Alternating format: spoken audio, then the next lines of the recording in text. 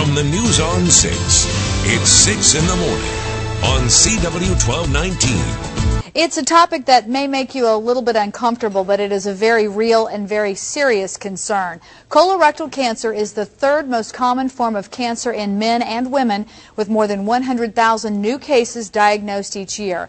To help people better understand the problem, Cancer Treatment Centers of America is hosting a special exhibit today. Dr. Leon Yoder is a gastroenterologist, and he joins us from CTCA with more on the supercolon. Good morning. Good morning. Thanks so much for spending a little time with us. Share with us the importance of exhibits like this as they go across the country.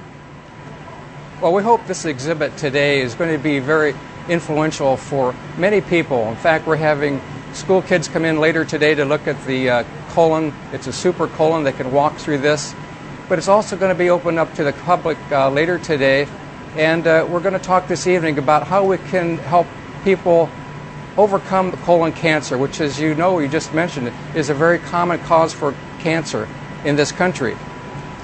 We feel that colon cancer now, today, can be completely eliminated if we use the proper preventive techniques and if we could use the proper screening. This is what we're going to talk about all day today. And when you talk about these screenings, we're looking at colitis and some of the diseases that are associated with the colon. The concern of polyps and the diseases that can form in the colon. What kinds of information do you think is vital to get out to these people? What are some of those screening techniques that you're recommending?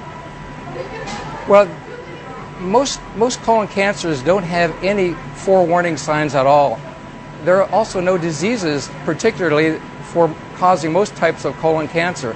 That means that we're all at risk for developing colon cancer in our lifetime. In fact, we have about a 6% chance of developing colon cancer sometime in our lifetime. That means 1 out of 16 persons are going to develop a colon cancer.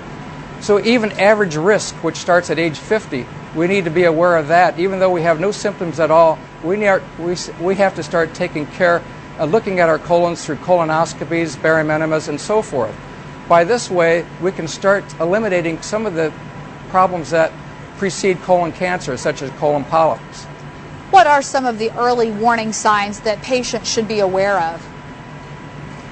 Some of the warning signs is if you have any lower GI bleeding, gastrointestinal bleeding, that is probably one of the first signs that you may be very critical of looking at a little more seriously.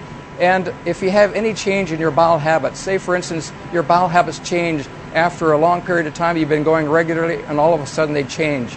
That means that you may become constipated, or you may have diarrhea, or you may have abdominal pain that is something new and is lasting.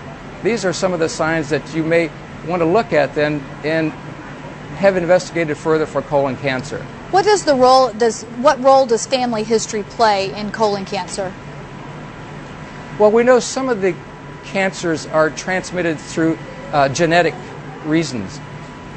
For instance, if you have first-degree family members, mothers, fathers, brothers, sisters, who have had colon cancer or colon polyps, you're at increased risk for developing colon cancer, even more than the average person that doesn't have that family history. So you have to be aware that if you do have that in your background, you may even want to start colon cancer screening early, say for instance maybe at 40 years of age.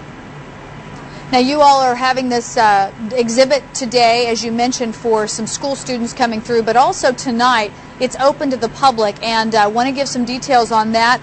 Dr. Yoder, we appreciate your time, and we want to encourage patients that if they do feel that they have any symptoms or signs or concerns, that they should talk with their primary care doctor before and then going on to see a specialist if necessary. The super colon will be there tonight at the Cancer Treatment Centers, 6 to 8. It is free, and you can go through at Cancer Treatment Centers of America at 81st and Highway 169. Dr. Yoder will be on hand for that presentation.